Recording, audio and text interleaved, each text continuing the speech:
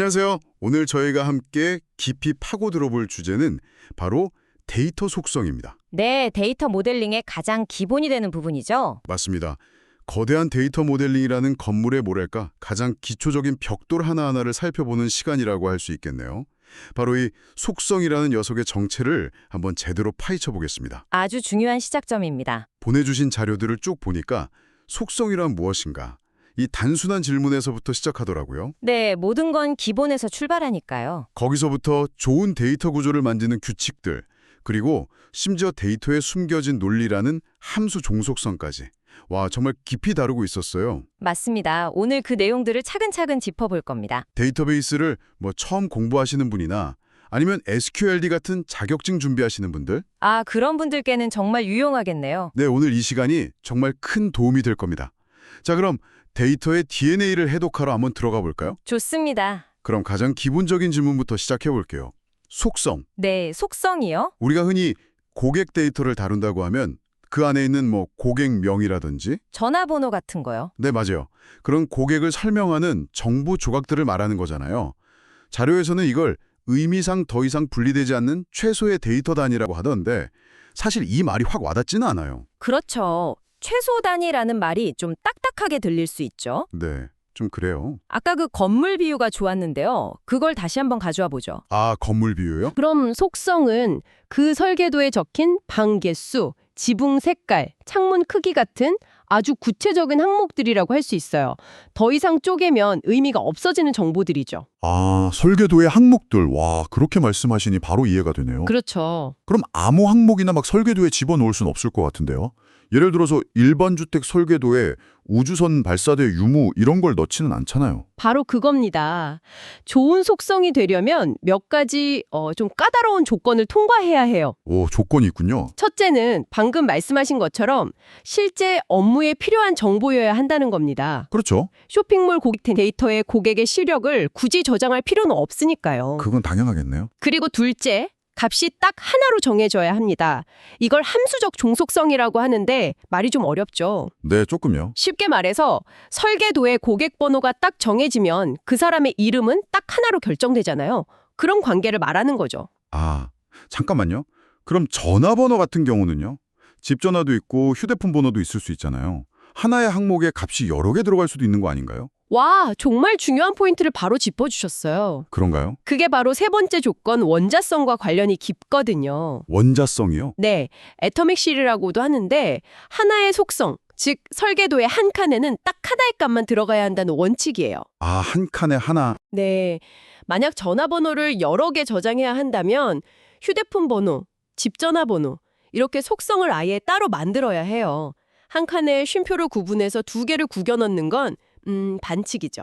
아하, 한 칸에 한 개씩. 알겠습니다. 그럼 마지막 조건은 뭔가요? 마지막은 집합적 특성인데요. 이건 뭐냐면 고객명이라는 속성은 홍길동 고객에게도 있고 김철수 고객에게도 있잖아요. 네, 모든 고객한테 다 있죠. 맞습니다. 그렇게 모든 고객에게 공통적으로 적용되는 항목이어야 한다는 뜻입니다. 이 네 가지 조건을 다 만족해야 비로소 데이터 모델의 튼튼한 벽돌, 즉 속성으로 인정받을 수 있는 겁니다. 좋습니다. 그럼 설계도, 즉 엔터티, 그리고 설계도의 항목인 속성, 여기까지는 알겠어요. 네, 그럼 실제 지어진 집, 예를 들어 마포구에 사는 홍길동 씨의 집, 이건 뭐라고 불러요? 그리고 그 집 지붕 색깔이 파란색이라는 이 구체적인 정보는요? 완벽한 질문입니다. 그렇게 설계도를 바탕으로 실제로 구현된 하나하나의 데이터를 인스턴스라고 불러요. 인스턴스. 그리고 그 인스턴스의 속성이 갖는 구체적인 값, 말씀하신 파란색 같은 것들을 속성값, 즉 value라고 하죠. 이 엔터티, 인스턴스, 속성, 속성값, 이 계층 구조를 이해하는 게 데이터 모델링의 첫걸음입니다. 알겠습니다. 그럼 이제 이 속성이라는 벽돌의 종류에 대해서 좀 더 깊이 들어가 보죠. 자료를 보니까 속성이 어디서 왔는지, 어떻게 생겼는지에 따라 종류가 나뉘더라고요. 네, 그렇죠. 어떤 속성은 원래부터 있었던 것 같고 어떤 건 우리가 일부러 만든 것 같던데요. 맞아요. 그걸 이제 생성 방식에 따라 크게 세 가지로 나눕니다. 첫째는 기본 속성이에요. 기본 속성. 말 그대로 업무가 생기면서 자연스럽게 발생한 원래부터 있던 정보들이죠. 고객의 이름, 상품의 가격, 주문한 날짜 같은 것들요. 그럼 일부러 만든 건 뭔가요? 고객 번호 같은 거요. 실제 세상에 고객 번호라는 건 없잖아요. 그쵸? 우리가 필요해서 그냥 붙인 숫자일 뿐인데. 정확합니다. 그런 것들을 설계 속성이라고 불러요. 업무에는 원래 없었지만 데이터를 유일하게 구분하거나 효율적으로 관리하려고 시스템 설계자가 인위적으로 만든 속성들이죠. 아, 말씀하신 고객 번호나 주문 아이디, 상품 코드 이런 것들이요? 네, 바로 그런 것들입니다. 이게 없으면 누가 누군지 어떤 주문인지 구별하기가 아주 힘들어지죠. 그렇군요. 마지막으로 파생 속성이라는 것도 있던데요? 이건 이름만 들어도 뭔가 계산해서 만든다는 느낌이 딱 드네요. 네, 맞아요. 예를 들면 쇼핑몰 장바구니에 담긴 상품들의 총 주문 금액 같은 거요? 맞습니다. 다른 속성값들을 이용해서 계산하거나 가공해서 만드는 속성이에요. 총 주문 금액도 그렇고 고객의 생년월일 속성으로 나이를 계산하는 것도 파생 속성이죠. 오, 그거 되게 편리한데요?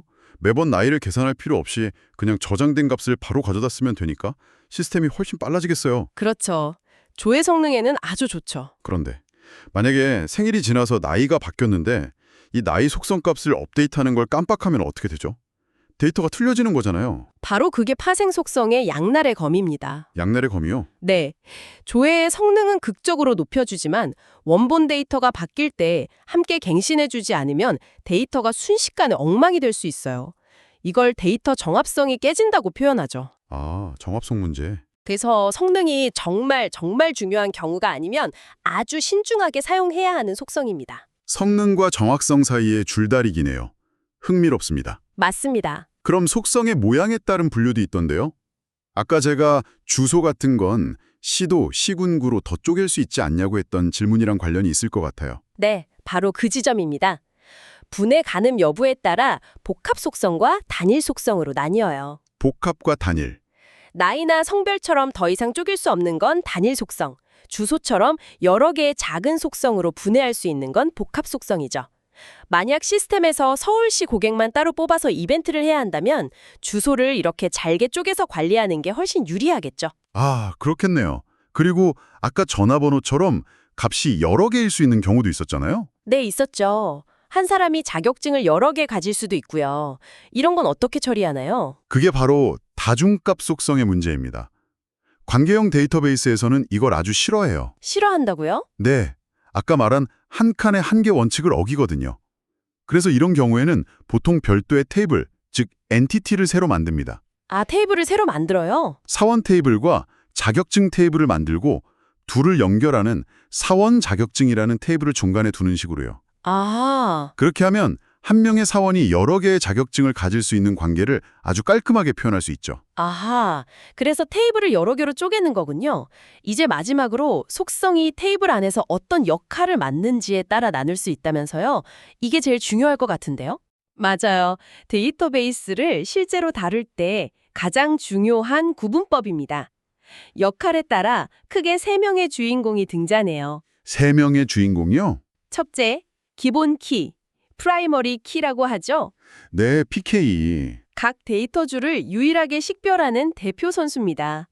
사원번호, 주민등록번호처럼 절대 중복되거나 비어있으면 안 되는 핵심 식별자죠. 그럼 두 번째 주인공은요? 두 번째는 외래키, 포린키입니다.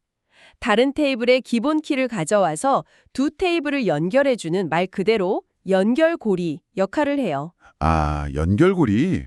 예를 들어 주문 테이블에 있는 고객 번호는 고객 테이블의 기본 키를 참조하는 외래키인 거죠. 이 외래키 덕분에 우리는 이 주문을 누가 했는지 정확히 할 수 있습니다. 그럼 기본 키도 아니고 외래 키도 아닌 나머지 애들은 그냥 엑스트라인가요? 엑스트라라기보다는 일반 속성이라고 부릅니다. 아, 일반 속성? 실제 데이터의 내용을 담고 있는 가장 많은 속성들이죠. 고객의 이름, 주소, 주문 금액, 상품명 이런 것들이 모두 일반 속성입니다. 이 3가지 역할만 구분할 줄 알아도 테이블의 구조가 한눈에 보이기 시작할 거예요. 와, 속성 하나에 이렇게 많은 이야기가 담겨 있을 줄은 몰랐네요. 그렇죠. 결국 이 모든 속성들을 처음부터 잘 만들고 관리하는 게 핵심이겠어요. 제가 예전에 맡았던 프로젝트에서는 어떤 테이블은 등록일이라고 쓰고 다른 테이블은 생성일자라고 써서 정말 헷갈렸거든요. 아, 정말 흔한 실수죠. 이런 사소한 게 큰 문제를 일으키기도 해요. 사소한 게 아닙니다. 그건 시한폭탄을 심어놓는 것과 같아요. 시한폭탄이요? 네, 그런 비일관성은 나중에 데이터를 분석하거나 시스템을 수정할 때 반드시 버그를 만들어냅니다. 그래서 속성의 이름을 짓는 데에도 아주 엄격한 원칙들이 있어요. 오, 어떤 원칙들인데요? 첫째, 개발자만 아는 CUSTNM 같은 암호 대신에 현업 담당자도 바로 알아들을 수 있는 고객명 같은 업무 용어를 써야 합니다. 아, 모두가 이해할 수 있게. 네, 데이터는 모두의 자산이니까요. 둘째, 고객이 주문한 상품의 총금액처럼 길게 소설을 쓰면 안 돼요. 그렇죠. 주문 총금액처럼 간결하고 명확해야죠. 셋째, 방금 말씀하신 ORDD 같은 약어는 피하는 게 좋습니다. 물론 회사 전체에서 공통으로 쓰는 표준 약어라면 괜찮지만 아니라면 혼란만 가중시키죠. 마지막 원칙이 아까 제가 말한 그 문제겠네요. 일관성. 그렇죠. 가장 중요합니다. 등록 일자로 정했으면 모든 테이블에서 똑같이 써야 합니다. 이게 지켜지지 않으면 데이터 모델의 신뢰도가 바닥으로 떨어지죠. 이 네 가지 원칙은 이렇게 하면 좋다가 아니라 반드시 지켜야 한다는 생존 가이드에 가깝습니다. 생존 가이드라니 확 와닿네요. 그럼 이름뿐만 아니라 속성에 들어갈 값 자체를 통제하는 규칙도 있나요? 물론이죠. 예를 들어 성별 속성에 남자, 여자 말고 뜬금없이 서울 같은 값이 들어가는 걸 막는 장치 같은 거요. 네, 그게 바로 도메인이라는 개념입니다. 도메인. 속성이 가질 수 있는 값의 종류와 범위를 미리 정해두는 일종의 가드레일 역할이에요. 성별 속성의 데이터 타입은 문자이고 크기는 1글자이며 들어올 수 있는 값은 남 또는 여뿐이다 라고 정의해두는 거죠. 아, 미리 다 정해놓는 거군요. 네, 이렇게 도메인에 설정해두면 애초에 엉뚱한 데이터가 들어오는 걸 원천 봉쇄할 수 있어서 데이터 품질이 확 올라갑니다. 좋습니다. 이제 속성 하나하나를 어떻게 만들어야 하는지는 알겠어요. 그런데 이제부터가 진짜 어려운 부분인 것 같은데요. 네, 그렇죠. 자료 후반부는 이 속성들 사이의 관계에 대한 이야기가 나오더라고요. 함수 종속성. 이 단어가 나오면 항상 머리가 아파오는데 이게 데이터 구조를 탄탄하게 만드는 핵심 원리라면서요. 네, 드디어 데이터 모델링의 심장부에 도착했습니다. 심장부. 함수 종속성이라는 말이 좀 어렵게 들리지만 원리는 아주 간단해요. X를 알면 Y를 알 수 있다. 입니다. X를 알면 Y를 알 수 있다. 네, 기호로는 X 화살표 Y라고 쓰고요. 예를 들어 학번을 알면 그 학생의 이름을 딱 하나로 알 수 있죠. 네, 그렇죠. 그럼 학번 이름이라는 함수 종속 관계가 성립하는 겁니다. 학번을 알면 이름을 알 수 있다. 그건 너무 당연한 것 같은데요. 이게 왜 그렇게 중요한 거죠? 모든 속성은 기본적으로 테이블의 기본 키, 즉 프라이머리 키에 완전히 종속되어야 하거든요. 아, 기본 키에만. 네. 그런데 이 관계가 이상하게 얽혀 있으면 데이터가 중복되고 수정할 때 문제가 터지는 온갖 재앙이 시작됩니다. 문제가 되는 대표적인 꼬인 관계가 두 가지 있어요. 꼬인 관계요? 어떤 건데요? 첫 번째는 부분함수 종속입니다. 이건 기본 키가 여러 개를 합쳐서 만들어진 복합 키일 때 주로 발생해요. 아, 키가 여러 개일 때. 네. 예를 들어 수강 신청 테이블의 기본 키가 학번과 과목 코드 두 개를 합친 거라고 해보죠. 네. 그런데 이 테이블에 학생명이라는 속성이 있다고 생각해 보세요. 학생명은 사실 학번 하나만 알아도 결정되잖아요. 아, 그러네요. 과목 코드는 전혀 필요 없죠. 그렇죠. 그렇게 되면 제가 과목을 5개 신청하면 제 이름이 불필요하게 5번이나 반복해서 저장되겠네요. 만약 개명이라도 하면 그 5개를 전부 찾아서 고쳐야 하고요. 와, 생각만 해도 끔찍한데요. 바로 그겁니다. 그게 데이터 중복과 수정 이상의 시초예요. 두 번째 꼬인 관계는 이행적 함수 종속입니다. 이행적 함수 종속이요? 이건 A를 알면 B를 알고 B를 알면 C를 아는 한 다리 건너서 아는 관계예요. 아, 꼬리에 꼬리를 무는 관계. 네, 예를 들어 사원 테이블에 사원 번호, 부서 코드, 부서명이 다 들어있다고 해보죠. 사원 번호를 알면 그 사원의 부서 코드를 알 수 있죠. 네. 사원 번호 다시 부서 코드. 그리고 부서 코드를 알면 부서명을 알 수 있고요. 부서 코드 다시 부서명. 꽉. 이것도 문제가 심각하겠는데요. 만약 영업 1팀이 해외 영업팀으로 이름이 바뀌면 영업 1팀 소속 사원 50명의 데이터를 전부 찾아서 부서명을 일일이 바꿔줘야 하는 거잖아요. 맞습니다. 한 명이라도 빼먹으면 데이터가 틀어지는 거고요. 네. 방금 말씀하신 그 끔찍한 시나리오들이 바로 잘못된 함수 종속성 때문에 벌어지는 일들입니다.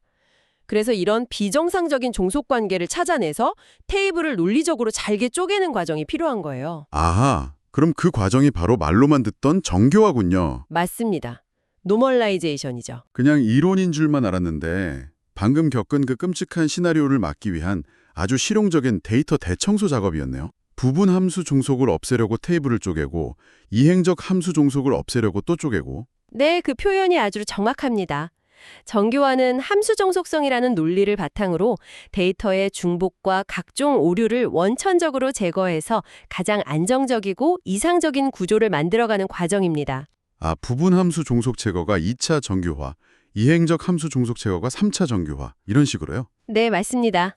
오늘 정말 머릿속이 깔끔하게 정리되는 기분입니다. 데이터의 가장 작은 단위인 속성이 무엇인지부터 시작해서 어떤 종류가 있고 좋은 속성을 만들기 위한 이름짓기 규칙과 품질 가드레일인 도메인까지 살펴봤고요. 네, 핵심적인 내용들을 다 짚어봤죠. 마지막에는 이 속성들이 얽힌 관계 법칙, 함수 종속성을 이해함으로써 데이터 중복과 오류를 막는 정교화의 원리까지 완전히 꿰뚫게 된 것 같습니다. 네, 오늘 다룬 이 개념들이 바로 튼튼한 데이터 모델을 만드는 뼈대입니다.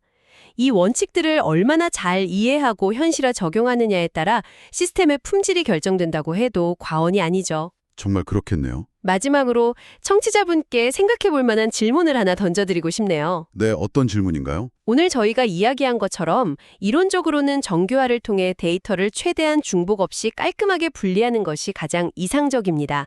하지만 현실에서는 데이터를 조회할 때마다 여러 개로 쪼개진 테이블을 다시 합치는 작업이 시스템에 큰 부담을 주기도 해요. 성능 문제가 발생할 수 있겠군요. 그렇죠. 그래서 때로는 조회의 성능을 높이기 위해 의도적으로 정교화 원칙을 어기고 중복을 허용하는 비정교화를 감행하기도 합니다. 엽점인 교화라고도 하죠. 네. 이론적인 완벽함과 현실적인 성능 사이에는 항상 이런 팽팽한 긴장감이 존재하죠. 만약 당신이 직접 데이터를 설계한다면 이 둘 사이의 균형점을 어디에서 찾으시겠습니까?